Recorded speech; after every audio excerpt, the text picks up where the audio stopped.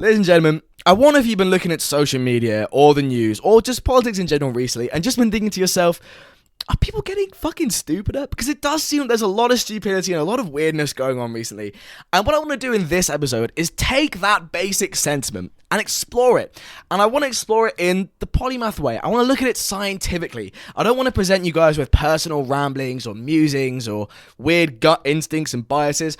I want to try and shine some light on this. I want to try and look at statistics, psychology, neuroanatomy. I want to explore this properly. And if you've actually been listening to this show before, you may notice that my voice is a bit less muffled and shit than it normally is.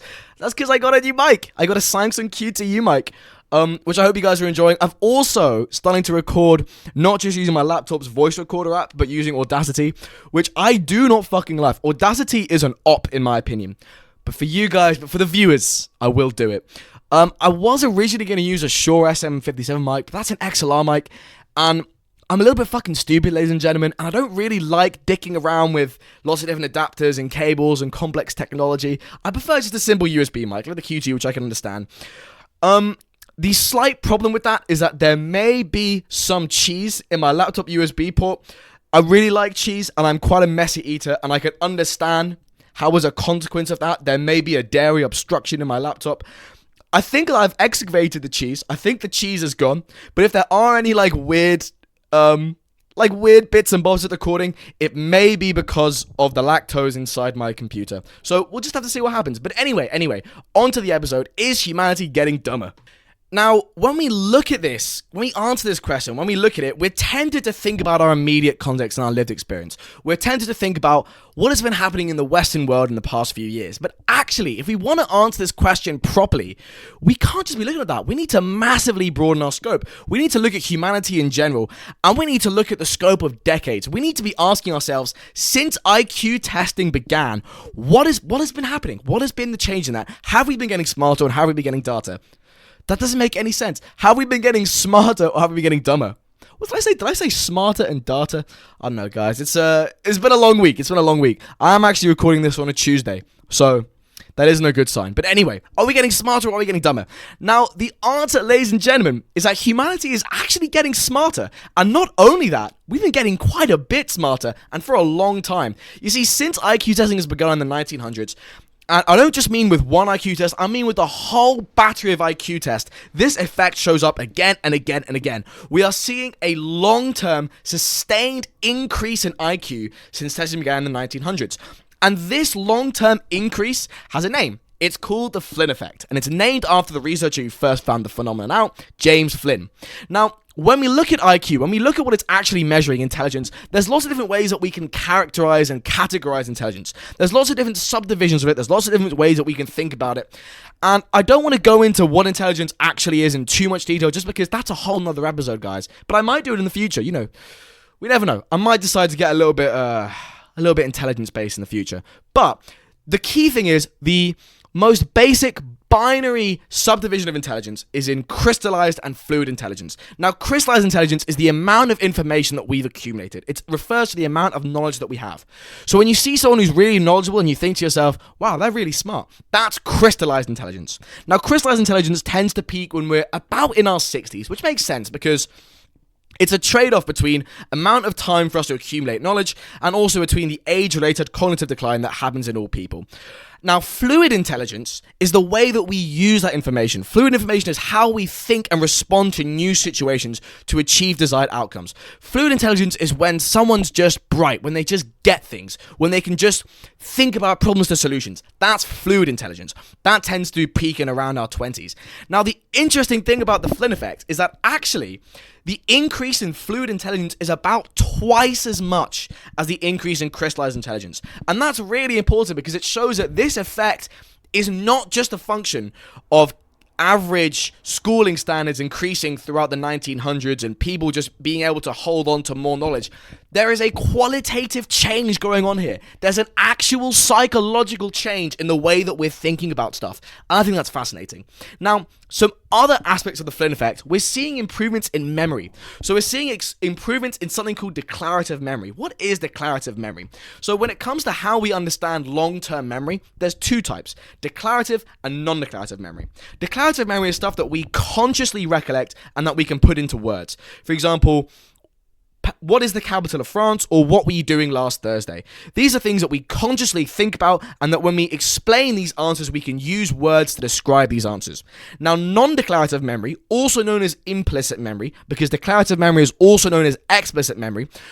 Non-declarative memory is stuff like knowing how to ride a bike, or knowing how to play the piano, or, for example, when Pavlov conditioned dogs to salivate by ringing a bell, that conditioning is an example of non-declarative memory. Also, reflex training, that's another example of non-declarative memory. All of these things they're not verbalizable, and they're not stuff that we consciously recollect and think about. It's still a form of memory, it still exists in our brains, but it exists outside the realm of conscious recollection. Now, in declarative memory, we can subdivide this into episodic and semantic memory. Episodic memory refers to events or episodes, hence the name, and it's storage and retrieval of specific events. So, for example, what were you doing last Thursday? Where were you when Halloween was going on last year? It's stuff that's linked to a specific state, place, and time, and is personal to you. And it's about providing answers to questions about what, when, and where. Now, our semantic memory is just our general knowledge of objects, the meanings of words, of facts, of people. It lacks that personalized connection. So, for example, you can say that Paris is the capital of France. That's an example of semantic memory. But if I ask you, when did you learn that Paris was the capital of France?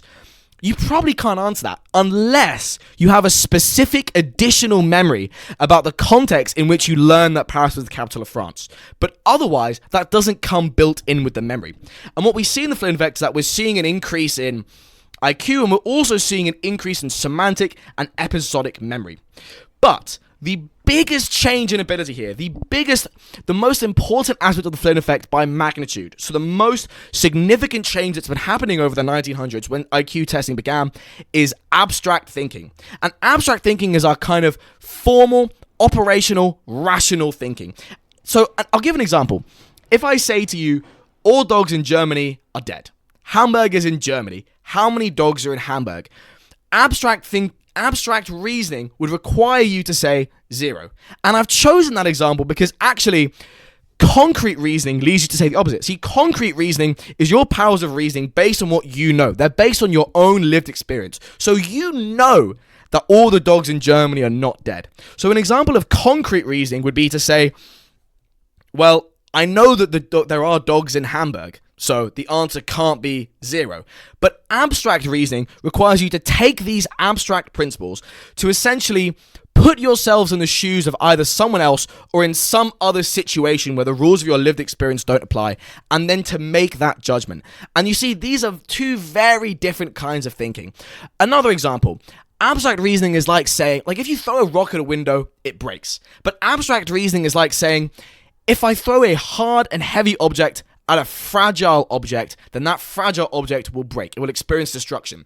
That separation, that kind of establishment of principles, of operations, of this mathematical, logical chain of thinking, rather than just going off of what you know in your own experiences, that is abstract reasoning. And when we test how populations have improved the most in terms of their IQ in terms of the 1900s, it's in that domain, abstract reasoning. But by the way, all these IQ tests began in the early to mid 1900s, so in the 30s or the 40s, for example.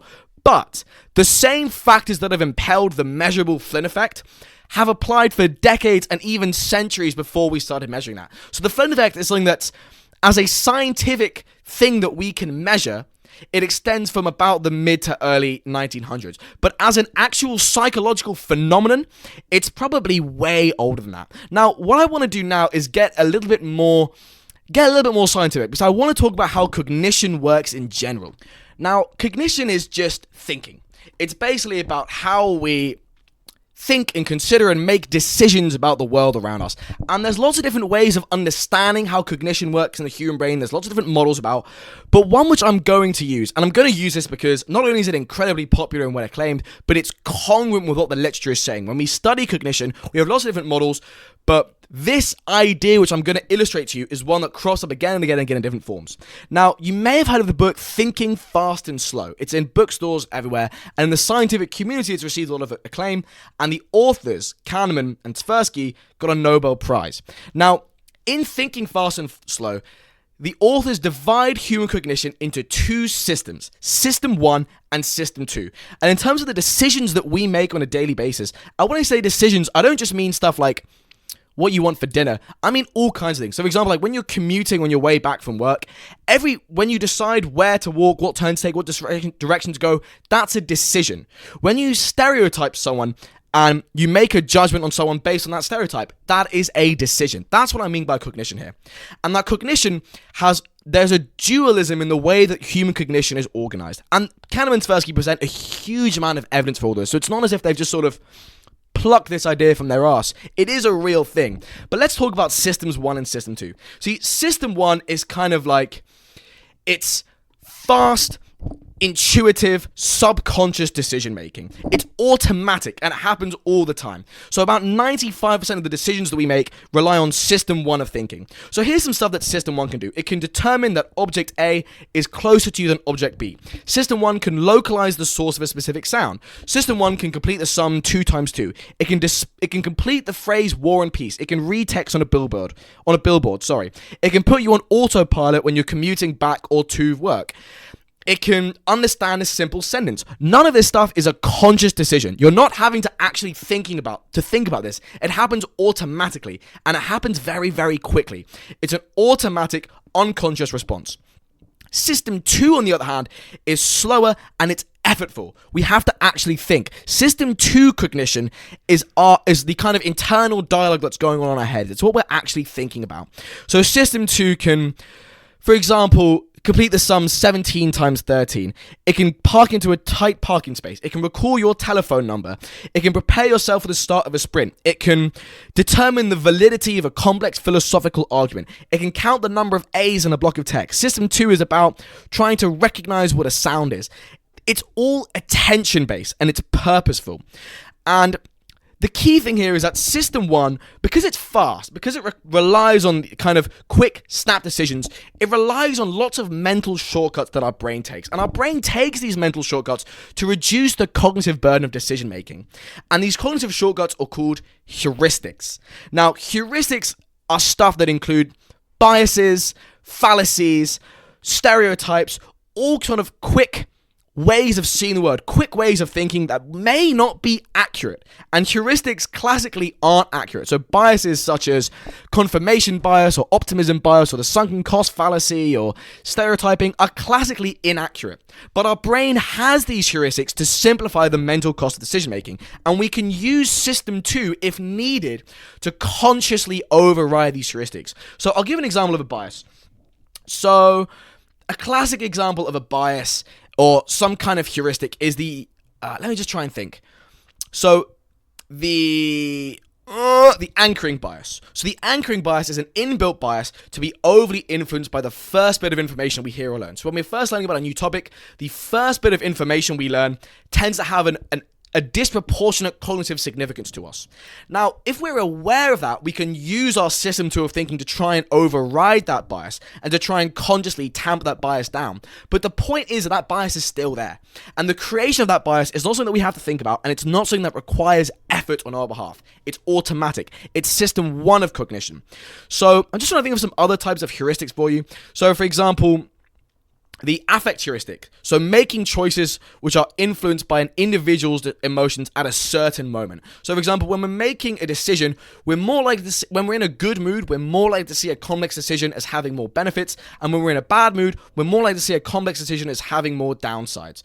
Some other examples of heuristics. Confirmation bias. So for example, how we tend to attribute a greater cognitive significance to information that fits with our previous understanding. And here's the thing. System 1 is often an emotional driven process. And we're going to talk more about the role of emotion in System 1 pretty much imminently. But the thing is that it's based on our gut instincts, on our emotional feelings, on how we want to feel about a certain thing. And we can use System 2, our conscious thought, either to repudiate these System 1 biases or to rationalize them, to construct arguments to allow us to believe these gut instincts. So System 2 doesn't always override our System 1. It often works in conjunction with our System 1 of thought, but it's necessary. System 2 is necessary to overcome these heuristics and to think truly logically and rationally. I'll give you another example. So this is a really classic experiment called the Linda problem, where I'm going to tell you about an imaginary person called Linda. She's young, she's single, she's very outspoken, she's very intelligent, she's very concerned with the discrimination and social justice. Now, is it more likely that Linda is a bank teller or that she is a bank teller and an active feminist? Now, when real subjects are asked this question, the overwhelming response is that she's more likely to be a feminist bank teller. And that's our System 1. We are committing a logical fallacy called the conjunction fallacy because this actually violates the laws of probability. Because all feminist bank tellers are bank tellers, whereas not all bank tellers are feminist bank tellers. So logically, it's more likely that Linda is a bank teller rather than a bank teller and an active feminist. Now, if you got the answer right, then what you were doing was utilizing your System 2 of thought to consciously think about that and then to override that gut instinct, that kind of basic intuition. Now, we could explore heuristics all day. There's a huge number of examples of these, some of which, like confirmation bias and sunken cost fallacy, have kind of percolated to the public consciousness, but I also think it's good to find more about this stuff out in general. And I actually do talk about this in a bit more detail, so I have another project, not to big up my doings, but I do actually have another project. Yes, I've been very busy. Now, I did this project in the summer called Understanding Happiness, Science and the Buddha, and it's on Spotify. It's a Spotify podcast. It's also on YouTube. Oh yeah, I have a YouTube channel. I haven't mentioned that. I made a YouTube channel, so all my yapping is now on YouTube. And if you're watching this on YouTube, then wonderful. Welcome. If you're watching this on Spotify, that's wonderful too. But if you go on YouTube, there's actually more information on YouTube than there is on Spotify. So, for example, the bullet point notes for all of my Polymath episodes are all uploaded onto YouTube, so you can see that and you can kind of follow along with what I'm saying as I'm saying it. But anyway, I did this project called Understanding Happiness, Science and the Buddha, and episode 1 of this project is a huge discussion of how the human mind works, and it talks a lot about the kind of interplay between Systems 1 and 2. The whole point is that Systems 1 and System 2, very, very important for understanding how cognition works. And System 2, remember, is not necessarily objective and rational. It can just be used to rationalize, i.e. concoct justifications for our gut instincts and for our heuristics. Stereotyping is an amazing example of this. Our System 1 is responsible for constructing stereotypes, because a stereotype is a cognitive shortcut. Now, most people who are, for example, racist, will have constructed ideologies and belief systems based on that stereotyping. So they're using their System 2 not to override their System 1, but to back it up. However, the key thing is that System 2 has that capacity for true objectivity and true rationality. So abstract thinking, by necessity, has to be System 2, because System 2 is the only form of cognition that is both conscious and that can override gut instincts. Now, let's talk a little bit about neuroanatomy. So, see, System 1, this System 2, these exist in the mind. Where is this all happening in the brain? Now, the part of the brain responsible for cognition is a part of the frontal lobe called the prefrontal cortex. Now, the prefrontal cortex is basically the part of the brain that makes us human. It's responsible for rationality, it's responsible for executive function, for decision making, for planning, for complex thought. Now, in human beings, the prefrontal cortex is about 35% of our brain volume. In other species, such as cats, for example, in cats it's 4% of the brain volume. So the prefrontal cortex, you can see the significance of it. Now, System 2, i.e. the capacity for abstract, unemotional, purely rational thought, exists in the dorsolateral prefrontal cortex. The dorsolateral prefrontal cortex is just a region of the prefrontal cortex. But here's the thing. The prefrontal cortex, even though it has that rational emotionless side, the prefrontal cortex has emotion built in. First of all, a part of the cortex, the orbitofrontal cortex, which is part of the PFC, is responsible for emotion-based decision-making. And it's part, arguably of our limbic system. But the second thing is the prefrontal cortex as a whole is really strongly connected to our limbic system. Now, I did mention that the orbitofrontal cortex is part of the limbic system, but the limbic system is a really large system in our brain which includes many other components as well. And our prefrontal cortex is really strongly linked to it. Now, it's worth talking about the limbic system a little bit more. So the limbic system is the emotional side of our brain. And what the limbic system really is, it's responsible for, as I said, our feelings of emotion. But another way of understanding the limbic system is that it's a sort of, it's about, I'm trying to think of like a good kind of shorthand definition of it. The limbic system is a behavioral guidance system based on past experiences. The limbic system it's a series of structures in our brain. And the brain, by the way, just to talk a little bit about neuroanatomy. So the outer layer of our brain is called the cortex. So the brain specifically, you know when you look at an image of the brain and there's like the little stem of the brain, there's the hard kind of stripy bit just behind that stem of the brain. That's the cerebellum. And then you've got the cauliflower bit of our brain. That big cauliflower bit of the brain is called the cerebrum. Now, the outer layer of the cerebrum is called the cerebral cortex. And it's here that the kind of important thinking occurs. But the cerebrum also has subcortical regions. So there are parts of the cerebrum which are subcortical, i.e. below the cortex. Now, the limbic system is a set of structures which are both subcortical and comprise the cerebral cortex. Now, some of the limbic system is also in another region of our brain called the midbrain. So the brain can be divided into three regions: the forebrain, the midbrain, and the hindbrain. Now, the hindbrain comprises the brainstem, i.e. that kind of like the little like handle, the little like vertical handle on the bottom of the brain that you can see in a diagram. That's the brainstem. It also comprises the cerebellum. The forebrain comprises the cerebrum and also comprises a structure called the diencephalon, which consists of the thalamus and the hypothalamus. More on all that later. And it also consists of the midbrain. And the limbic system is mostly contained in the forebrain, but has some midbrain structures as well. So some examples of what comprises the limbic system. What are these set of structures in the limbic system? There's the hippocampus, which you've probably heard about. Now, the hippocampus it's not actually responsible for retaining memories. The hippocampus is responsible for making memories. It's a memory maker. Now, by the way, it's worth mentioning, there's two hippocampi. There's a hippocampus in each cerebral hemisphere. So the cerebrum, that cauliflower part of the brain, is divided into two halves or hemispheres. And there's two hippocampi. There's one hippocampus in each hemisphere. It's the same thing with the amygdala. You may have heard of the amygdala as one of the structures of the limbic system. There's actually two amygdalae. There's an amygdala in each hemisphere of the brain. Now, the amygdala is basically, it's an emotion matching tool. It determines whether a situation is of a threat. It takes in an oncoming experience and attributes an emotion towards it. And it's not just for determining whether a situation is of a threat. The amygdala is also responsible for determining whether a situation is a good thing. But the key thing is that the amygdala imparts emotional feeling to a situation. And because it does that, it determines what we pay attention to and remember. Now, the limbic system also consists of the hypothalamus, which does a huge number of things. The hypothalamus is a really important part of the brain. It's also responsible for just like the basic functioning of your body and just it all working. The limbic system consists of the septal nuclei, which are just these set of structures which are responsible for pleasure and reward. The limbic system also contains a part of the cerebral cortex called the cingulate gyrus, which is responsible for decision making. It contains the limbic system also comprises a set of structures called the mammillary nuclei, which are these structures in the brain responsible for memory.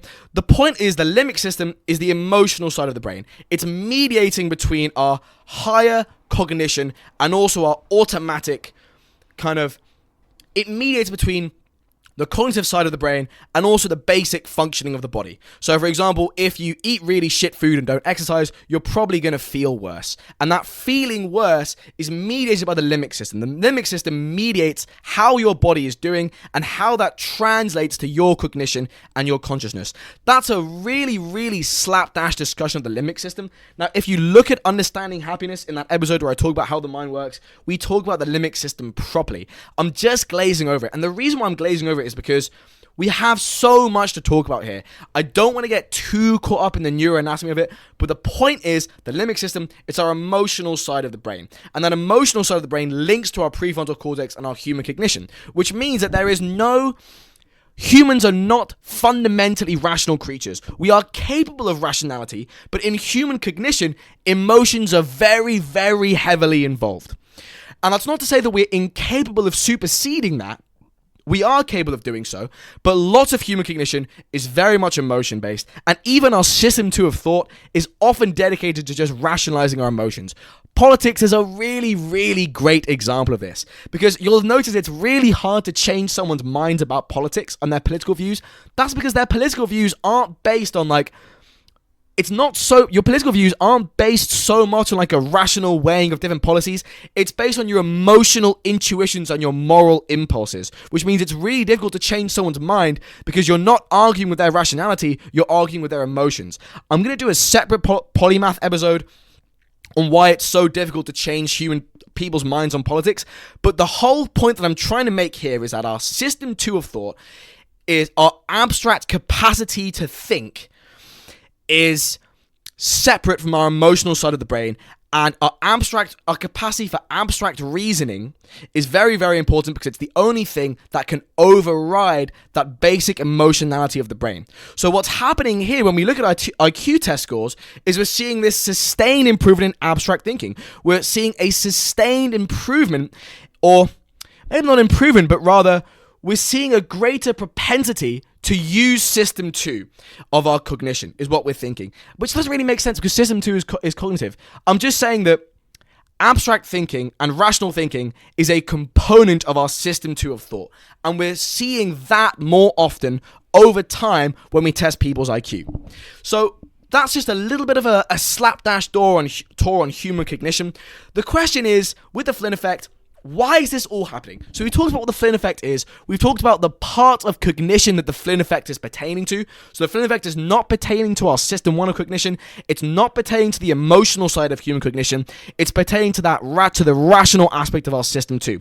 Why is all this happening? Well, here's the thing. When we look at how IQ scores are changing on average, we can see most of that change is with the lower end of the distribution of IQ scores gradually moving upwards. It's not as if we're seeing more geniuses, and it's not as if the high end of that distribution is going up and up and up. It's more that the low end is catching up with the high end. But this is a really significant effect. So, for example, if an average amount, well, not necessarily you might be really clever, but if an average person from 2010, let's say, went back to 1910, so their average IQ, 100, in 1910 would be 130, which makes them more clever than 98% of the population. Similarly, if you took the average person from 1910 and transported them to 2010, their IQ would be 70, which corresponds to mild mental retardation. So these are massive, massive changes, and we're seeing that these changes are mostly occurring because the low end of the distribution of IQ is moving upwards.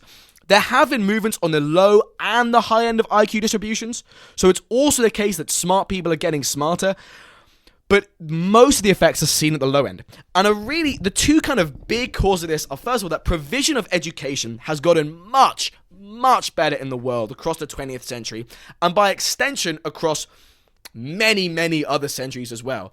I mean, for example, education rules, if you look at average age of schooling throughout the 20th century, it's just shot up over time. If you look at mandatory schooling, so mandatory education, even for primary school in the Western world, wasn't a thing until the 1800s. So you can imagine the effect of that on IQ, because although the relationship between education and IQ is complicated, in general, it's safe to say that, yes, more education, making sure that rather than just the elites in a society being educated, but the advent of mass education has had a significant effect in raising IQ scores. And that's the key thing. The elites of societies have always been educated, but that shift in IQ over time throughout the 1900s that we're seeing is because standards of education for society as a whole are getting better. So whereas previously the masses of a society, the working class, for example, or the proletariat, previously, say in 1900, had comparatively very poor standards of education, throughout the 20th century, that got much, much better. Which means that the low end of IQ scores, the low end of that distribution, which was formerly populated by people who had basically no access to education, they, over the course of that century, had better access to education. Another really important explanation of the Flynn effect is nutrition. Over time, throughout the 20th century, but also by extension way before that, standards of nutrition in society have been getting better and better and better. So, for example, It's actually very well known that if you have deficiencies in certain micronutrients, so just to be clear, macronutrients are food kind of nutrients that you can get energy from. So carbs, fat, protein, and surprisingly alcohol. Alcohol is itself a macronutrient, hence the phenomenon of having a beer belly, because when you drink, the alcohol itself is giving calories. Micronutrients are stuff like vitamins and mineral ions. It's not stuff that we're directly gaining energy from, but it's stuff that our body needs to function and that our brain needs to function. So a really important micronutrient that's implicated in intelligence is iodine. So there was this one study that actually found that in China, an iodine deficiency in a certain area caused an average decrease of 12 IQ points.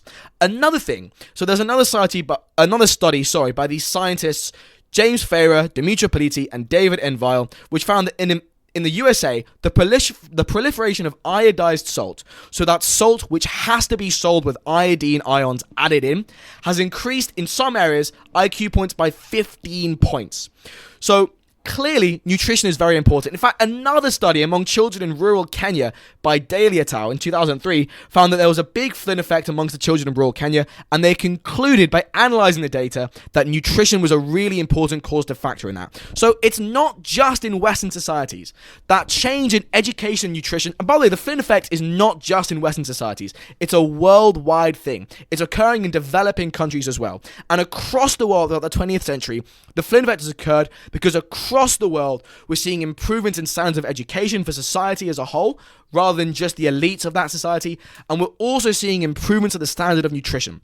Just to put this into context, think about your average working class kid in 1910. That kid's gonna be, you know what I mean? In the 1800s, that kid would be working in a coal mine. That kid's not getting a good education. That kid's not eating well.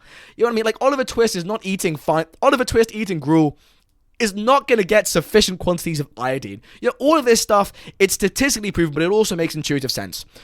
But there's also lots of other explanations of the Flynn effect. And in fact, it's likely that it won't just be one or two things. It will be all these explanations added together, providing an aggregate effect. And there are also probably explanations that scientists haven't thought of yet. There will certainly be explanations that I'm not going to be covering in this episode. I'm just covering the big ones here.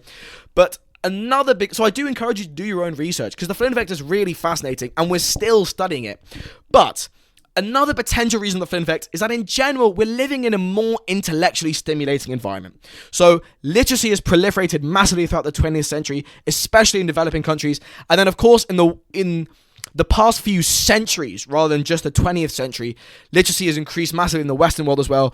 People have more access to books. They have more access to accessible art. Now you can go to a free art gallery, whereas in 1900 that public provision of cognitively stimulating goods wasn't as freely available. We have more complex jobs as well. So it's not the case. So in 1900s, most people were employed in really routine, basic factory jobs where they were just doing the same thing over and over again. This isn't cognitively stimulating at all. Whereas way more jobs now are based on are more cognitively demanding. So even working class jobs have shifted from factory jobs to service jobs. So the Western world, throughout the course of the 1900s, has shifted from an industrial to a post-industrial economy, where most of our economy now isn't coming from the primary sector, i.e. resource extraction, so farming, mining, etc. It's not coming from the secondary sector of the economy, which is manufacturing, but most of modern Western economies, most of the economic output and activity is in the tertiary sector of the economy, i.e. providing services. So, for example, waitressing, or working in an office, or working in a call center, or being an Uber driver, providing a service to people rather than providing goods. And these are more cognitively demanding because you actually have to deal with people. Even if it's something like waitressing, which is really routine, you still have to think a little bit more than if you're just moving object A to location B every single day. So there is more cognitive stimulation that we're seeing, not just in the elite of society, but in the masses of society as well. And we're also just with modern technology as well. With radio, so in the 1900s, we see media like radio, television, rather than just books. All of these things, this mass culture, mass consumerism, mass outreach of things like radio and television, what all this is doing really is providing some form of cognitive stimulation to people. And especially nowadays with modern phones, for example, there's lots of evils of social media, and we're going to be talking about social media and intelligence later. But it is also worth saying that cognitive stimulation is important, because remember, the brain is plastic. Now, when I say the brain is plastic, I don't mean that it's made of cling film. I mean that it's malleable. It's constantly readjusting itself. It's constantly growing. You are constantly forming new nerve cells in your brain, and the connections between these nerve cells in your brain are constantly changing. That process of generating new nerve cells is called neurogenesis, and that process of the connections and the layout and the architecture of your brain constantly changing is called neuroplasticity. And environmental stimulation, i.e., what that means is just having to think about stuff, encourages that process. It encourages neurogenesis and neuroplasticity, and neurogenesis and neuroplasticity are linked to intelligence. Now, another factor that's involved in the Flynn effect could also be the reduced burden of infectious diseases. So, for example, a 2010 study showed that in Mexico, the eradication of malaria saw subsequent increases in IQ amongst the people there. And by that same principle, we've made huge strides in the 1900s, but also the preceding centuries. Remember, the Flynn effect is not century specific, that's just the century in which the IQ tests were taking place. So, rises in sanitation, in public health, in medical technology, in the eradication of diseases, all of these has been massive throughout the 1900s, and are probably a contributing factor to the Flynn effect. A really interesting contributing factor to the Flynn effect is also the decline of lead poisoning in society. See, societies have been using lead for architecture and construction for ages now, but in the 1900s, lead was not just used in these purposes, but in leaded gasoline. So all the fuel that we use, because it had lead in it, led to low-level lead poisoning, which affected whole communities. And in fact, there is a really robust correlation, not just between lead and IQ, because actually a drop in blood lead concentrations in the USA from about the 1970s to 2007 was correlated in this massive study, I forget when it was published, with a 4 to 5 point raise in IQ. But lead is also really strongly correlated with levels of violent crime, and that link was first elucidated in, I think, about the 70s. And in fact, when you look at crime rates in the Western world, we see this massive drop in crime, this unprecedented drop in crime in the 1990s, that we're still kind of thinking about why this happened. And a really important explanation, which lots of people favor, at least as part of the phenomenon, is the decline of everyday lead poisoning, because in the 1970s, the Environmental Protection Agency in the US and similar agencies around the world enacted really stringent regulations on leaded gasoline and just the use of lead in public life in general. So the lead crime hypothesis is actually a very well-known and well-researched phenomenon, because lead is toxic to the human brain. It impacts both aggression and also intelligence. And there's a really, really strong correlation between lead exposure and crime level. So there was actually this meta-analysis, which is basically a meta-analysis in science is when you take loads and loads of studies and you just analyze all of them together. So you're not just looking at a specific study to find a correlation or a causal relationship. You're analyzing loads and loads of studies as well. So meta-analyses tend to be a really useful scientific tool to get accurate information. And there was this massive meta-analysis in 2022, which looked at 24 different studies.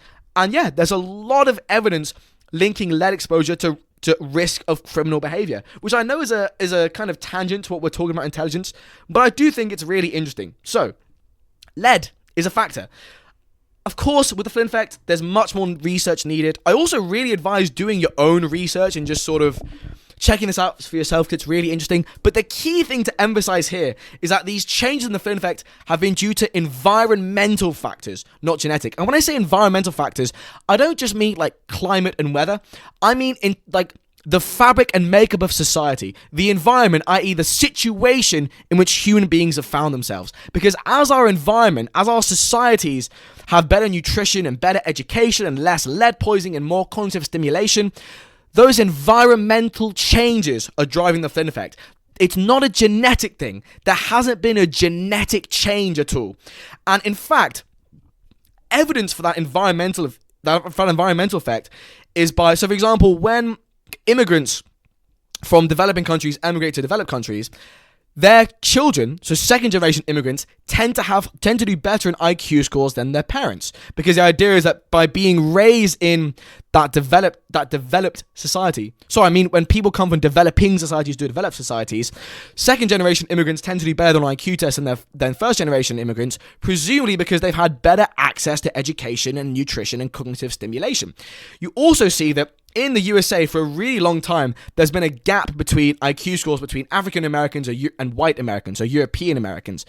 And certain racists have been using that as a justification for innate racial differences. But actually, what we're seeing is that as racial discrimination, racial treatment of African Americans begins to improve, that gap between IQ scores in the USA has been converging very steadily from the 70s. So in the 60s, you had civil rights, you had affirmative action, you had a huge slew of programs that were designed to improve the socioeconomic status of black people in the USA.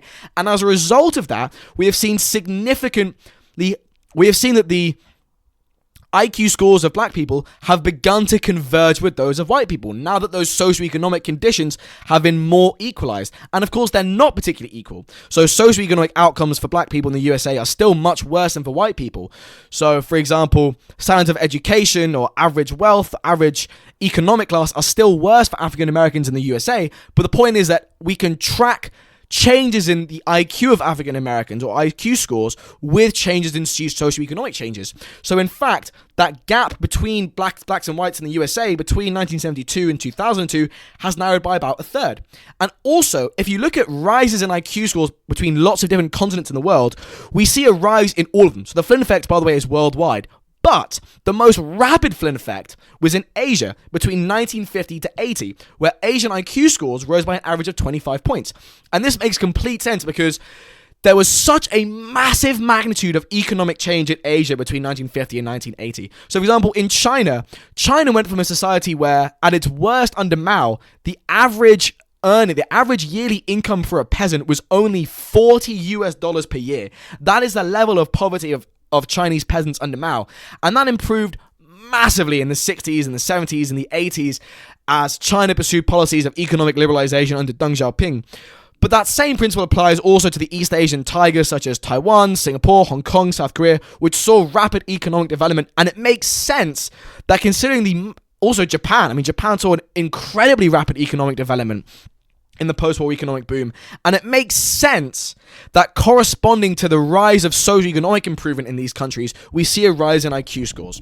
Now, so the Flynn effect, it does exist. Humanity has been getting smarter over the course of the 1900s, and presumably from way before the 1900s as well, at least probably in the 1800s. When I say way before, but probably not before the 1800s, but I mean at least in the 1800s and potentially in the late 1700s as well, as socioeconomic factors such as nutrition. And I say nutrition because even though nutrition is technically health-related and not economics-related, the average nutrition of a society is very closely related to socioeconomic factors, which is why I'm lumping it in the label socioeconomic here.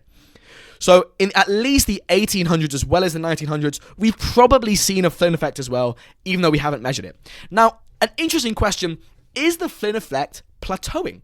Are we stopping seeing this gradual rise in IQ scores? Not worldwide, but in certain cohorts in the developed world, yes. So in 1975 to 2003, Australian 6-year-old to 12-year-old IQs haven't shown an increase. Also, in IQ tests given to Norwegian male conscript soldiers, increase in IQ stopped in around the 1990s. And these are just two codes. This is just two data sets. There's, I think, another data set in like Danish conscripts as well. We can also see a similar plateauing in IQ scores. But again, you'll notice that, first of all, this is just 3 data sets. So it's really, really difficult to make generalizations from these data sets alone. Even in like the Western world, we cannot make generalizations from these 3 data sets.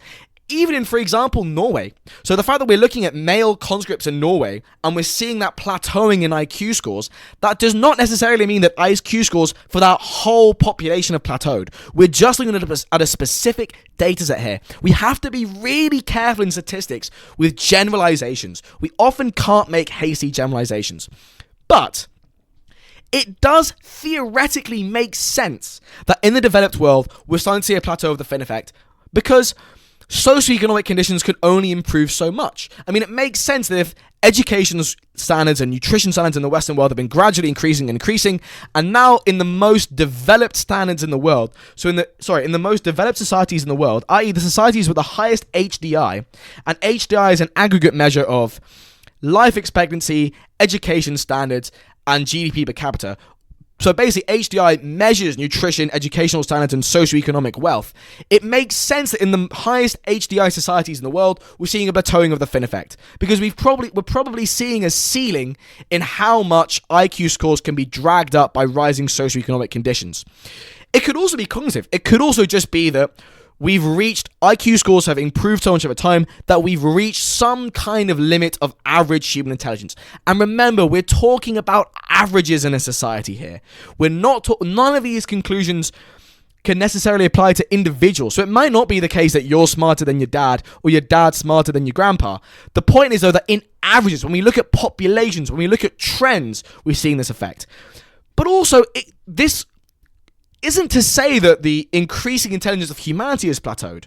We'll explore this later, but just because IQ tests have plateaued, it doesn't necessarily mean that intelligence is plateauing. And also remember, we're just looking at a few data sets. We're going to be exploring some more of these reasons later, because I want to draw your attention to a phenomenon which has also been gaining lots of coverage in the media lately. The reverse Flynn effect, because there is some evidence that the Flynn effect is actually decreasing, and the IQ scores in some cohorts are going down. So, for example, in that same Norwegian study on male conscripts, IQ actually decreased a bit after 1990s. And when we break down the different domains of the IQ test, we can see that decrease in IQ scores after the 1990s is mostly due to worse performances in numerical reasoning. So reasoning involving numbers, arithmetic, etc. Now, in Danish conscripts, IQ also decreased from 1998 to 2004. And in the UK, in British 14-year-olds, IQ scores were shown to decrease from 1980 to 2008. Now, this is a bit scary, first of all, and it also kind of contradicts what I've been saying, that humanity has actually been getting smarter. So let's look at this data with some perspective. So, first of all, what this doesn't mean is that this trend is going to continue. It doesn't mean that IQ scores in these cohorts are going to continue going down. This could just be some kind of statistical blip due to whatever reason, and that blip could be reversed. So it could be that if we gather data from 2004 onwards or 2008 onwards, it could be that we see a return to previous 1990s level of IQ scores. Also, the key thing here is I've given you 3 cohorts. I've given you 3 examples here. So in no way can we generalize this not only to the entire West, but not only to humanity as a whole, but also not necessarily to the West.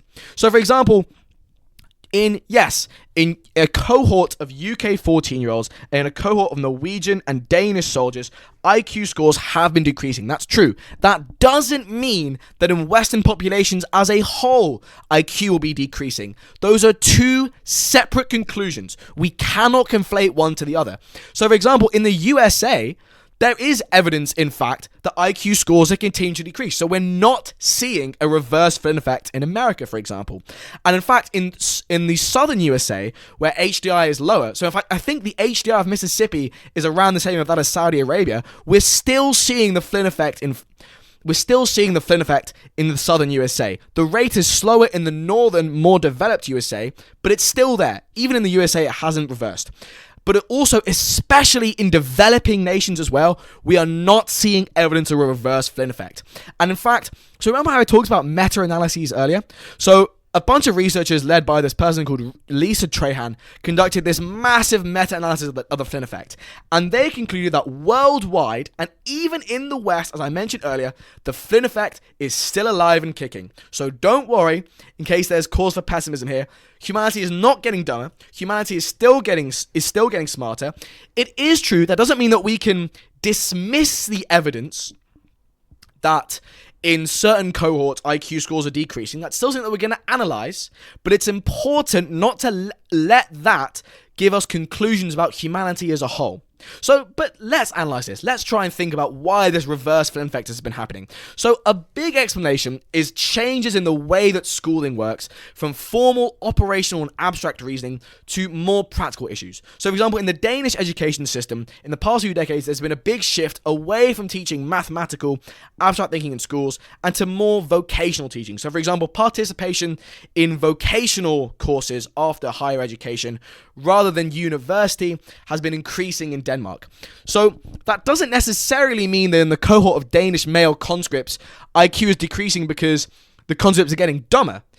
It just means that IQ is decreasing because the parameters that IQ measures, in this case abstract operational reasoning, has been de-emphasized by the educational system in favor of things that aren't so strongly emphasized. And by the way, just as a little note of the value of practical schooling as opposed to abstract thought, lots of people with university degrees don't have jobs, but if you get an apprenticeship in something practical like an actual craft, there's probably a higher job security in that. That's not a statistical thing to say. I'm just saying that because I do want to dispel the notion that may be existing in your heads that one form of schooling is more important than another.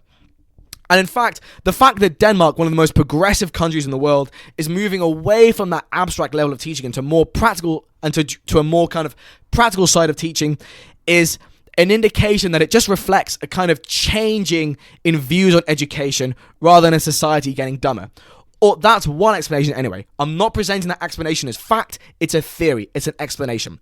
What it could be also is that kind of change in average IQ scores is due to immigration. Because as we mentioned, if IQ is largely a function of socioeconomic conditions, and first generation immigrants perform worse in IQ tests than second generation immigrants because they're coming from developing countries and they've been raised in an environment where there's, on average, throughout that whole society, less access to education and poorer standards of nutrition, then it would make sense that as the proportion of immigrants in Western societies increases, for example in Norway and Denmark, you would expect an average decrease in IQ, not because the humanity is getting dumber, but because if you take more data points from the lower end of that IQ scale, and remember, they're at the lower end of that IQ scale not for genetic reasons, but for environmental reasons. That's a really important point to make. The current scientific consensus is that there are no innate, genetic, racial, ethnic differences in intelligence. And there's a wealth of evidence proving this time and time again. The idea that there are innate racial differences in intelligence is not something supported by the literature. You may be able to find a few studies saying that conclusion, because, that's the way science works. There's lots of debate and controversy in science, and people can publish papers which are wrong, and people, not necessarily wrong, but people publish papers which are very flawed and have flawed methodology and draw flawed conclusions all the time. In any scientific area, for example, climate change, there will be some people arguing for all positions. But the point is that in climate change, the overwhelming consensus is that climate change is happening and that it is mostly nowadays driven by human activity. Similarly, when it comes to racial differences, there are some dissident scientists who argue that there are racial differences in intelligence. So Charles Murray is a classic example of this. Charles Murray wrote a book called The Bell Curve, which is often cited by KKK members to justify some of their views. Again, that does not mean that the overwhelming consensus is wrong. That is just how science works. There will always be a dissidence of viewpoints. And the reason that I say that is because with the immigration thing, it's not that immigrants are inherently stupider because they're coming from different ethnic backgrounds. It's because if you're raised in a society where there's worse access to education and nutrition, you can expect that to have an impact on IQ.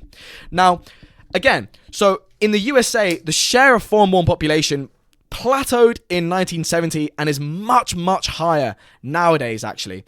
So I think it's like double what it was nowadays than what it was in 1970, or potentially even more. Yeah, I think it is actually more than double. By the way, in the USA, as I said, the Flynn effect isn't reversing, but I'm just using the USA to make the point. So when we talk about Denmark specifically, the proportion of immigrants who are 18 years old has gone from less than 1% in 1988 to 5% in 2004. Now, it's also worth noting that second-generation immigrants, according to the study of second-generation Dutch immigrants, don't do as well in their peers as native-born peers when it comes to IQ testing. Again, that's not to say that immigrants are inherently stupider. from certain countries than in developed countries. It may just be that some kind of time is needed generationally for an IQ adjustment so that immigrants or certain generations of immigrants meet native-born peers in terms of IQ. But the point that I'm trying to make is that if the proportion of immigrant Danes who have been selected for these conscription tests has increased massively over time, and if, as we've established, certain immigrants coming from developed countries may have lower IQ scores than people from developed countries, and if we've also established that second-generation immigrants often don't do as well as their native-born peers on IQ tests, then the decrease in average IQ tests over time is not due to any change in the human condition. It's not due to people getting dumber. It's just due to demographic changes. It's just due to the mean, so the average, being dragged down by further data points on the low end of the distribution. I hope that all makes sense. Again, the conclusion to draw is not that certain ethnic populations are less intelligent than others. The conclusion is to draw that all this is very dependent on socioeconomic factors, and also the fact that second-generation immigrants tend not to do as well as their native-born peers on IQ tests does not necessarily mean that they're doomed due to something in their DNA. So, for example, if you look at it in America, for example, all Americans were at some point in their history immigrants, including European Americans. But over time, over generations, that IQ divergence between immigrants and native-born peers tends to balance out. So clearly there's other factors at play, but I want to just emphasize that the literature is clear that it's not an innate genetic thing. So, changes in patterns of UK teens. So I said earlier that the British 14-year-olds, Flynn himself noticed a decrease in IQ scores from about 1980 to 2008. It could be for similar reasons. It could be for changes in schooling. It could be for immigration patterns. Flynn himself thought that youth culture wasn't cognitively enriching. Now, it could also potentially be that there have been legitimate changes in IQ of populations over time. These are explanations. It could be that there is some kind of change going on IQs. It could be that the factors that led to the Flynn effect have been reversed in some way. But also when we look at education, science, and nutrition, these have constantly improved. Some factors like social media may be playing a role in IQ development, but these factors, social media wasn't a thing between 1980 to 2008. So it's still very much a grey area, and I don't want to explain it away and kind of imply that it's not present as a phenomenon, but it is. But basically, the point that I'm trying to make is that yes, there have been a few studies to show that the Flynn effect is reversing, but that doesn't necessarily mean that those populations are getting dumber. It could be that they're getting dumber. I'm not ruling that out, but I just want to be clear that, again, in science, we need to be very cautious. We need to make sure that just because we're seeing a change at a certain level of data, it doesn't mean that corresponds to actual changes in intelligence. And it definitely doesn't mean that the Flynn effect is reversing worldwide, because, again, I've mustered 3 pieces of data to show that the Flynn effect is reversing in certain populations. The overwhelming body of data is actually in favor of the Flynn effect being alive and kicking and still carrying humanity as a whole into greater IQ scores. So, that's that settled. That's been about an hour. And I feel like I am going to, because the thing is though, I do want to go on. I don't want to make this too long an episode. I'm aware I've already been yapping for an hour. And if you've been listening so far, I'm honored. And I don't like making my episodes too far beyond an hour. But what we haven't got to yet, what we haven't started talking about, is our lived experience today. Because when we look around us today, all this talk about the Flynn effect, all this talk about us being better at abstract reasoning seems quite dissonant with our lived experience. It seems like politics has kind of gone a bit mad. We're not really sure what's going on. It all just seems like, rather than an increase in abstract thinking, we're seeing very much the opposite. We're seeing very much an increase in emotional thinking. And if that cannot be explained by IQ changes, because again, even though there is some evidence to show that the Flynn effect is reversing, if the recent degeneration in public life can be attributable to IQ, we would see way, way more evidence of the Flynn effect reversing, and we would see the Flynn effect reversing in all Western populations. So, I mean, the USA, for example, is a really big It's kind of the country that people think of when they talk about changes in Western public life and a seeming loss of former intellectual standards. And yet the average IQ of the USA is still increasing. So clearly, the change in public life that we're seeing recently is not due to decreases in the IQ, because the Flynn effect, i.e. that long-term sustained increase in IQ scores, and presumably therefore intelligence, over the course of the 1900s, is still alive and kicking in these populations. So what's causing this? If it's not a decrease in intelligence, why is it that we're seeing what we're seeing today? Because, and this is a very important factor, there is a big difference between intelligence and wisdom. You see, intelligence allows you to solve problems, and intelligence is what IQ measures. And we have seen that over time, IQ has been increasing. It's increasing worldwide, and it's generally increasing in the West, even though there's a little bit of evidence that in some cohorts in the West, IQ scores are decreasing for whatever reason. But generally across the West, and certainly throughout time, we haven't seen a big decrease in IQ scores. So it's not due to intelligence, it's due to wisdom. Because intelligence lets you solve problems, it doesn't make you immune to bullshit. Remember when we were talking about Systems 1 and Systems 2 now? You can think of intelligence, particularly fluid intelligence and crystallized intelligence, as a measure of the ability of someone's system to have thought. So how well can you think about stuff? That conscious part of your intellect, how sharp is that? Yes, fine, that's a measure of intelligence. But what intelligence doesn't measure is how good you are at using your System 2 to override System 1. How good are you at detecting biases and heuristics and cognitive shortcuts and stereotypes and consciously overriding them? That is not a function of intelligence. That, I think, is a function of wisdom. Wisdom is knowing when you are being bullshitted. Wisdom is knowing when you are being lied to. It's being able to reliably sort fact from fiction. It's being able to reliably say, this person is trying to convince me of something by playing to my emotions, and I'm going to think abstractly and rationally about it. Because remember, as we said, System 1 is an emotion-based form of cognition. And there's a really strong link between the emotional parts of our brain, the limbic system, and the cognitive parts of our brain, the prefrontal cortex.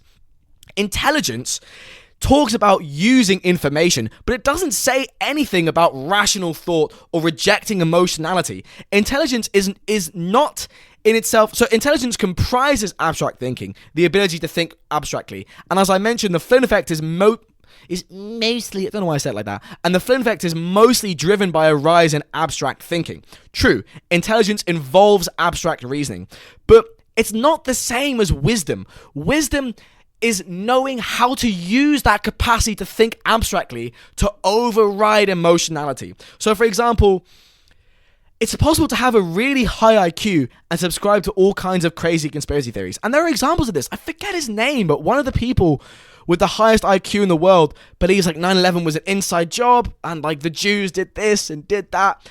All these conspiracy theories, they're not built on rationality. They're built to appealing to people's System 1. They're built on heuristics. Or for example, far-right politicians, they're not appealing to rationality. They're appealing to our System 1 of cognition. They're appealing to our ability to stereotype. They're appealing to our ability to form biases, to have gut instincts, and to rationalize those gut instincts. And you can be really intelligent, but if you're directing your intelligence towards rationalizing gut instincts, if you're using your System 2 to just rationalize and justify the kind of gut impulses and emotional thoughts that you get from System 1, that's not intelligence. Intelligence is the sharpness of your System 2. Wisdom is how you use it. Wisdom is how you use your ability to consciously think about things. So, yes, abstract reasoning, it is a part of System 2. It is a part of intelligence. But whether you use that abstract reasoning to construct elaborate rationalizations and elaborate belief systems for your gut instincts, or whether you use abstract reasoning to contradict gut impulses, is up to you. And that is wisdom. So, yes, a classic example of this is, actually, no, just to summarize all this up, intelligence is getting problems and understanding problems. Wisdom is getting life and understanding life. Intelligence is knowing how to deal with a situation. Wisdom is knowing, it's really difficult to define wisdom, and this isn't a scientific definition of wisdom by any means, but if we're referring to this System 1 and 2 example, wisdom is, it's being able to look past this situation. It's being able to think, what's actually going on here? What am I thinking here? So the Buddha, for example, is a very, very wise person, because the Buddha, just to use the Buddha as like an example of ultimate wisdom, is not engaging in this system 2 of thought. System 1 of thought. The Buddha has transcended system 1 of thought. The Buddha is not acting on heuristics or gut impulses or biases. The Buddha receives those things because, presuming, of course, the Buddha is a real person. This is becoming like a bit of a philosophical, theological debate, but I'm just using the Buddha as an example to mean someone really, really wise. That wise person's system 1 still exists. You can't get rid of your system 1 of cognition, but by being wise, you can look past it and you can override it. Whereas someone who's really intelligent but not really wise simply won't do that. And that makes them prey for conspiracy theories and stereotyping and all kinds of bullshit beliefs, because bullshit is not based on rationality. Bullshit is based on emotion. If you are selling someone bullshit, if you're going to tell someone that, I don't know, the Germans lost World War I because of Jews, to use the topical 1930s examples, you're not appealing to their rational side. You're appealing to their ability to have biases and stereotypes and misconceptions and to act on them, to make those preconceptions conscious, to rationalize them, to incarnate them into system 2 of thought. And a very intelligent person can do that very well and very articulately, but a wise person will see past doing that.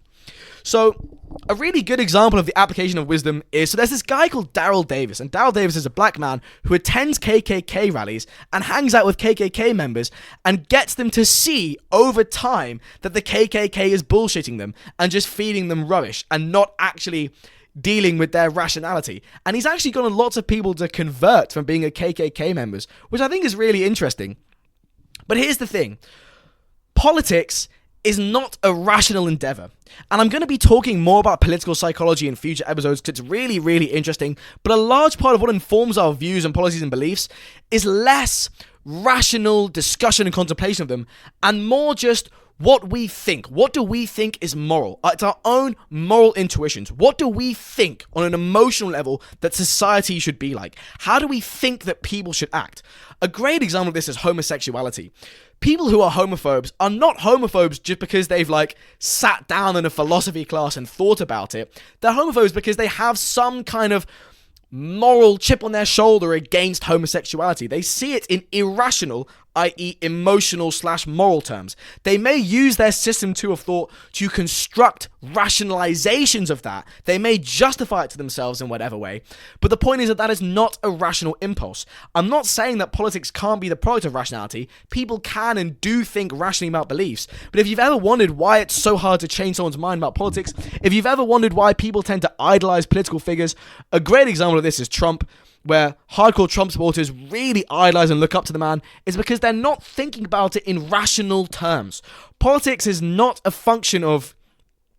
Politics is more a function of system 1 than system 2. Our gut impulses and our heuristics and our stereotypes and our basic beliefs and our emotional thoughts and our emotions in general, i.e. from our limbic system, feed very strongly into politics. So, for example, if you if you grow up really poor in a really economically unequal environment, then it's very likely that you're going to support wealth redistribution policies, and there's a wealth of evidence backing those wealth redistribution policies, by the way. I'm not saying that that's an invalid political take, but the point is, you're pretty much inevitably going to reach that conclusion if your emotions impel you to that conclusion. So even if you exist... So, by the way, there have been loads of really good studies on the benefits of universal basic income. But if you grow up in a really economically disadvantaged environment around people who are very wealthy, you're probably going to support policies like those anyway. And even if you're handed evidence on why those policies don't work, which I'm not saying is the case, there is actually a lot of evidence for wealth redistribution policies, that's probably not going to change your mind. Similarly, if you're born into quite an unequal society, so for example the USA or the UK, and you happen to have a lot of wealth, you're probably going to oppose very heavy redistributive taxation. And of course you might have economic reasons for doing that, but the key thing is, emotionally, you're not going to want heavy wealth redistribution because your economic interest lies against that. You have an emotional incentive to oppose that, and as a result of that system one impulse of, oh, I oppose this, you're probably going to construct some kind of rationalization saying why, in objective terms, that would be bad for society as a whole. So you can still leverage the system 2 capacity to think abstractly, to construct generalizations and construct theories and conceptualize broad political principles. But the point is that you're doing that in service of your system 1 of cognition. You're doing that to justify emotionally generated thoughts. Now, again, we're going to be talking about political psychology and the moral and emotional foundations behind political views later in future episodes. It's really something that deserves its own episode, but it is a thing, and it is something that we're going to be talking about. Now, here's the thing. We look at society nowadays, and we do clearly see a deficit of wisdom. But is it the case that humanity has gotten less wise? Because here's the thing. When we look at society throughout the 20th century, we see deficits of wisdom that to now look horrific to us. So, for example, people acted atrociously during the 1900s. I mean, in the early 1900s, in America, children were being worked hard in textile mines. Striking workers protesting against brutal conditions were literally shot down by bounty hunter groups like the Pinkertons, and society permitted that. Genocides happened extremely frequently, not just in the 1900s, which we know in the Nazi and the Japanese genocides, but before that, it happened incredibly frequently as well. So, for example, around the 1900s, the German Empire also committed genocide against the Herero people in East Africa. In the 1800s, the Belgians committed arguably genocide in the Congo. In the 1810s, Britain committed genocides against the Tasmanians. In the 1900s, what we do in fact see in the 1900s is a massive proliferation of more liberal attitudes, granting more rights to women, granting more rights to children, granting more rights to homosexuals, to minorities. We see in the 1900s actually one of the most progressive shifts in the human character in the world. We see a massive shift away from tribalistic thinking, for example, nationalism. And nationalism is inherently a system 1 form of thinking because there is an inherent gut instinct to be loyal to what you perceive as your psychological in-group. And a nation is a classic example of a psychological in-group. People often emotionally identify with the nation that they're from. So when people act nationalistically, for example, in the lead up to World War I, that's not coming from like a rational appraisal of how human beings should act. That's coming from system 1 of cognition. That's coming from people emotionally identifying with their nation, with their gut instincts and their emotional biases, supporting a form of tribalism wherein the psychological in-group, i.e. their own nation, is favored against psychological out-groups, i.e. other nations, and that drives the process of nationalism. Nationalism is a kind of tendency in the human psyche that comes from the instinct to cleave to one's own, to form groups, and to oppose enemies and to support the tribe. It does not come from abstract rational thought. And in fact, the decline of nationalism throughout the 1900s, and there was a massive decline of nationalism throughout the 1900s, can in fact be attributed to a change in wisdom, to a change in people moving psychological emphasis from system 1 away to think more rationally and abstractly about the societies that they'd set up, and consequently rejecting their system 1 impulses of gut instinct and stereotyping. And of course, when it comes to stereotyping and the decline of stereotyping, racist attitudes declined enormously throughout the 1900s as well. That's not to say that racism isn't still alive and kicking today. It is, and it's a massive problem. But the difference is that in the dawn of the 20th century, racism wasn't seen as a bad thing. It wasn't taboo at all. It was seen as science. Whereas in the later 1900s, people were still racist. But nowadays, when you look at racists online, you'll see like videos of, for example, Southern Americans saying something racist and then being like, and I can say that because I have black friends. I just remember seeing that video clip like this. This Southerner said like, black people ain't as clever as white, or something like that. And they were like, and I can say that because I have black friends. But the key thing is that they felt the need to justify that. The fact that society has changed to the point where racism is no longer, at least normatively, basically acceptable, That represents a massive qualitative change that has not happened in human history before. So we do in fact see a shift away in the 1900s from basic system 1 thinking to a more abstract, rational system 2 of thinking. We're going to be exploring this much more in the next episodes, which explores the political and moral consequences of the Flynn effect, which I'm really, really excited for. But the point is that it actually is likely that, as well as getting more intelligent, we've probably gotten wiser throughout the 1900s as well. But again, we're going to be exploring this next episode. But in recent years, I'm sure you've all noticed a qualitative change. We've noticed a difference in the way that people are acting. We have in fact noticed that there is a lack of wisdom around all us. Now, I would personally argue that a massive driver of this is social media, because the social media algorithm, it's designed to confirm your biases. It's designed to put you in an echo chamber. When you're scrolling through Instagram or TikTok or Facebook, you are being given content that the algorithm knows that you will like on an emotional level. So what all this is doing is reinforcing your system 1 of thought. Whenever you scroll through social media, the algorithm is trying to reinforce your heuristics and your stereotypes and your gut beliefs and your intuitions. That is its job. It's trying to do that. It's giving you stuff that will kick in your emotions, that will make you agree with something, that will reinforce your beliefs. This is how radicalization on social media happens, by the way. People are just given more and more of the same content, and their stereotypes, their biases, all these logical fallacies and heuristics are just confirmed more and more and more.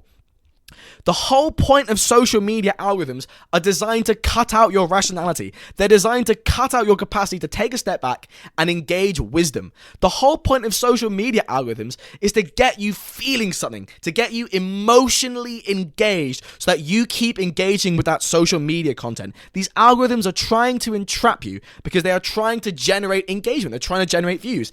And to do that, they're not trying to cultivate your wisdom.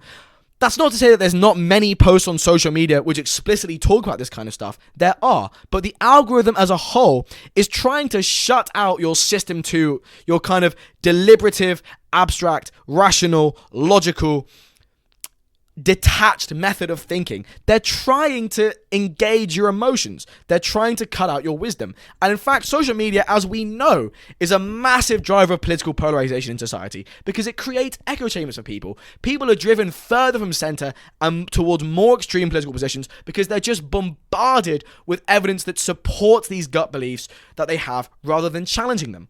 So, and again, it could be that social media has made us less wise. But what I think is more likely is that humanity hasn't gotten less wise. We've always had this kind of latent potential to have our system 1 exploited. It's just that social media is really good at doing that. You see, human nature between all human beings is constant. Think of it as like a big toolbox, but the tools that are brought out vary based on your environment. So if you take someone raised in a loving, stable home, they're probably going to turn out to be morally intact and not too aggressive and generally decent. Where if you raise someone in a completely broken, violent home, they're probably going to turn out to be much more violent, they're more likely, to turn out to be more aggressive and more immoral. And that's because the human nature between those two individuals, their genetic code is constant. What's changed is their environment. Different aspects of human nature have been brought out by their environment. You see this with hunter-gatherer tribes as well. So hunter-gatherer tribes in very resource-rich locations tend to be much more egalitarian and much less violent, whereas hunter-gatherer tribes in more stressed, ecologically damaged locations tend to be much more hierarchical and much more authoritarian.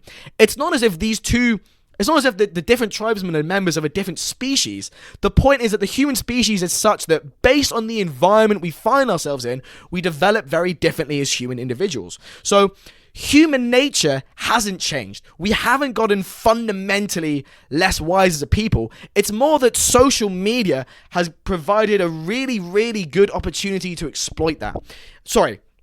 To bring out that capacity for gut instincts and snap judgments and confirmation biases, because it's created a new environment for us. By being on social media, the nature of our lives and the nature of the information that we take in has drastically changed.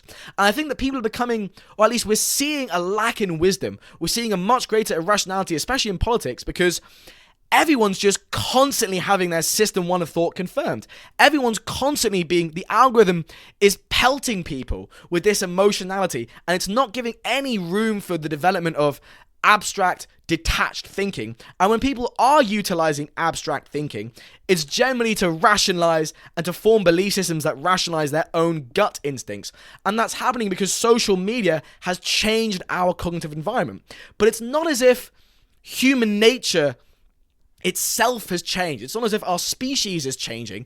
It's just that, like, our innate tendency to do that, our innate tendency to believe in bullshit and get sold in conspiracy theories, and our innate tendency to get radicalized and to find ourselves in echo chambers, that innate tendency is being exploited.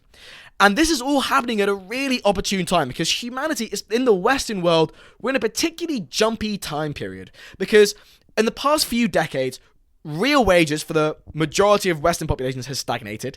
Economic inequality has massively increased. Unemployment has increased. We find ourselves in a much less economically stable time. And that matters because historically in the Western world, times of economic uncertainty and a decline in the standard of living for the average person has been associated with shift right. A classic example of this is the Great Depression and fascism.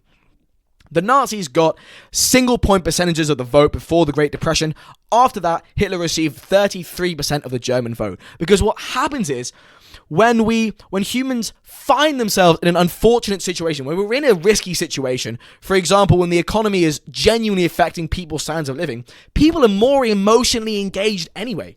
Our limbic systems are active by perceptions of distress. And when we're in a more emotional time frame, we're less susceptible to rational thought. It's more easy for these emotions to be taken advantage of. It's more easy because these kind of gut feelings of System 1 are stronger. It's more likely that we'll be using System 2 to rationalize those feelings rather than override those feelings because those gut feelings are much stronger. So Hitler and the Nazis took power in that period because they scapegoated Jews and Bolsheviks, and they said, "Oh, believe in me, I'll sort this out. The Nazis will sort this out." And none of these are appealing to people's sense of reason. They're all appealing to their System 1 of thought, for that need for a scapegoat, for that need for a savior. But it worked during that time because humanity was especially jumpy. Sorry, the German populace was especially jumpy and on edge and emotional, and they really needed that. Similarly, we're seeing the rise of the EDL and Tommy Robinson now because in the past few decades, many of these people have seen genuine decreases to their standard of living, and the emotional effect of that makes people really want answers. They want explanations. And the EDL, and in fact, right-wing populism in general, by scapegoating especially immigrants, rather than actually tackling the root causes of economic changes. So, for example, the economic philosophy of neoliberalism, or massive economic deregulation in the Western world throughout the 70s, is often seen by experts as one of the main causes of these negative economic changes, to the point where actually neoliberal has become somewhat of a pejorative now. But it's very difficult to transmit complex economic realities to people. That requires much more rational engagement. What's really easy is to give people scapegoats, because people's system one of cognition snatches on that and thinks, aha, yes, it's their fault. And then that gets integrated into their conscious thought, their System 2. They believe that, they think that. And it's much more difficult to override that with rationality. So what's happened is we're in a period right now of economic distress, and at the worst possible time, social media has come along to exacerbate the predisposition that we would expect towards irrationality. And as a result, we're seeing a real deficit of wisdom, or indeed just rational thought in public life right now, because we're seeing this quite pernicious combination of poor economic situation, and we're seeing social media stepping in to provide scapegoats. By the way, when I talk about like scapegoating stuff, engaging people's System 1 of thought, I mean it's coming from System 1, but remember, System 1 is subconscious, it's automatic. So when I say, oh yeah, Tommy Robinson appeals to people's System 1 of thought, Of course, they're thinking about it consciously by engaging system 2 of cognition. The point is that the conscious thoughts that they're experiencing come from system 1. They're generated from system 1. They're being passed along from that system 1, that fast automatic side of cognition. They're being passed from there into our conscious headspace. And the system 2, which is conscious cognition, is not being used to override those, but rather to confirm those beliefs. That's what I mean. That's really important. So, this is a big episode. Let's summarize. Humanity as a whole is not getting dumber. They are, in fact, getting smarter. And that effect has been measured in the 1900s, but it's probably been going on for before that as well, at least in the 1800s. Potentially in the late 1700s as well in Western Europe. Probably not before that, in fairness. I don't think, for example, in the 1500s or the 1600s, the Flynn effect would be taking place because none of the factors required for the Flynn effect would also be taking place. So I think the Flynn effect really would be an 1800s and a 1900s phenomenon. There's some evidence that in some cohorts, for example in Norwegian and Danish conscripts and in British 14-year-olds, which represent between them a slither of humanity, IQ is decreasing. But then, that may not be evidence of humanity getting dumber. So take that with a pinch of salt. It may be, I'm not refuting that, but it may not be. It could be, in fact, that social media has the capacity to influence IQ. So, for example, if you watch documentaries where teachers talk about Generation Alpha, they say that Generation Alpha, their social and linguistic capabilities are way reduced as a generation compared to what they would be because they're all addicted to short-form social media, so like Reels, TikTok Shorts. They all just consume brain rot, and then they communicate to each other in brain rot rather than developing normal social and linguistic abilities. So it could be in future that we'll see in generational cohorts that social media is decreasing people's IQ scores. But in people, for example, like your dad who looks on Facebook, who looks at like weird conspiracy shit on Facebook, it's probably not the case that Facebook is decreasing your dad's IQ scores. It may be that in Generation Alpha, that in children, when IQ is much more malleable, growing up with social media can do that. But I think with social media, and in the current political state of the West, it's more a question of wisdom rather than intelligence. And there's a big difference between intelligence and wisdom. And I do believe that and again, the social media stuff is my opinion, although it's backed by lots of scientific research as well. Social media has made a big difference in our society, but I think it's more that it's exposed our lack of wisdom rather than in itself decreasing it. It's probably played a role in decreasing it. That is true. So if you're constantly exposed to an echo chamber, that is going to make you less wise. But it's also just the case that social media has changed our environment in such a way that the innate human lack of wisdom in most people that we see, for example, in the 1900s, for example, with the rise of fascism, that innate lack of wisdom is just being exposed. It's also probably the fact that social media is making a lot of people less wise as individuals, but again, it's both of those factors. And the social media and the effect of social media on wisdom has come at a really bad time because the West is already in an economically unstable period where everyone's quite jumpy. And again, in the 1930s, we saw a rightward shift in Western society. We also see the same thing in the 1970s when we get that economic period of stagflation, when the economic situation for Western society greatly gets worse.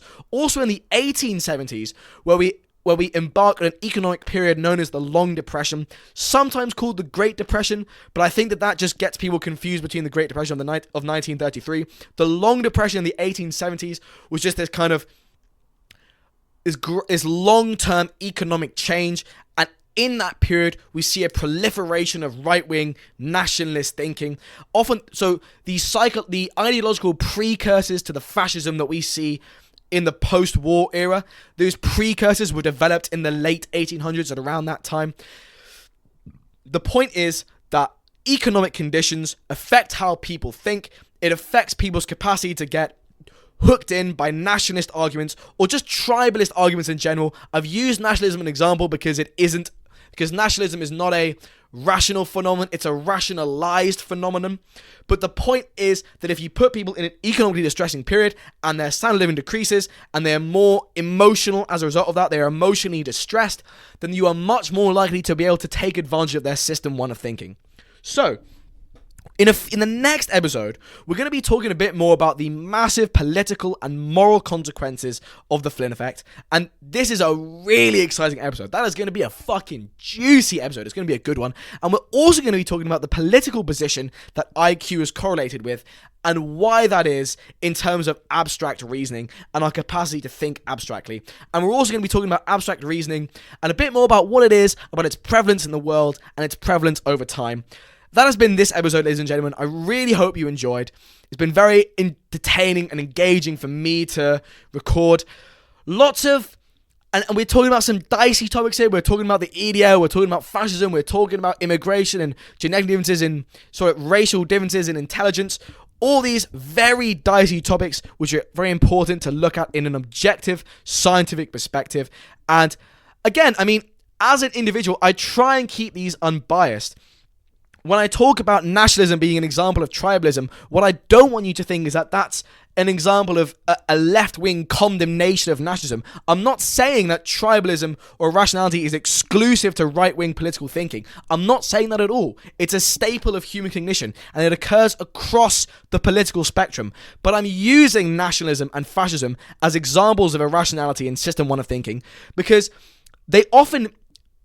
something like nationalism is that by definition, that inherent prejudice towards members of your psychological in-group is by definition System 1 of thinking. It is by definition that heuristic of these are my own people. And people in another nation are them. It's an us versus them. That us versus them dichotomy is emblematic of System 1 thinking. So I'm using nationalism as an example, and I'm using fascism as an example because fascism is explicitly anti-rational. Like, if you look at fascist political philosophy, it's obviously compatible with science and technology, and Nazi Germany was very much involved in science and the scientific industries and technology and scientific research, but fascism as a political philosophy is anti-rational in nature. It de-emphasizes and condemns abstract reasoning in favor of intuitive, emotional judgment. And if that sounds like I'm insulting fascism, that's one of the tenets of fascist philosophy as defined by fascists. They reject abstract pontification and focus on intuition and will and vitality and emotional kind of motive force. It's very much, in Freudian terms, id rather than superego based, and that's of their own division. I'm trying to think of the word for like devise, the word pertaining to devising. That's of their own creation, let's just say. So that's been episode 15 of Polymath. I really, really hope you've enjoyed. Sorry if the audio is bad. Cheese and other dairy products may be impacting it. Ladies and gentlemen, I've been Daniel Levy. Daniel Aaron Levy, actually. Don't forget the middle name. I can't forget the middle name. I can't brand myself as Daniel Levy because there's too many Daniel Levys out there, man. I can't compete with the actor and the Tottenham coach. That is a massive Daniel Levy lineup. I actually used to get jokes about that a lot. Like, I never used to follow football as in school, and even now, really. But whenever Tottenham lost a match, I'd walk into school, and everyone would be like, "Oh, you took an L last night." I didn't follow football, so I'd always just be like, what are they talking about? But it was because of football. Yeah, just in case you needed me to explain the joke, it was actually because of football. Yeah. Anyway, thank you so much for listening. I am honoured to have your attention. I really genuinely am. I've been talking for a long time now, and it really means a lot that you'd listen. Thank you so much, ladies and gentlemen. Good night, and God bless. Take care.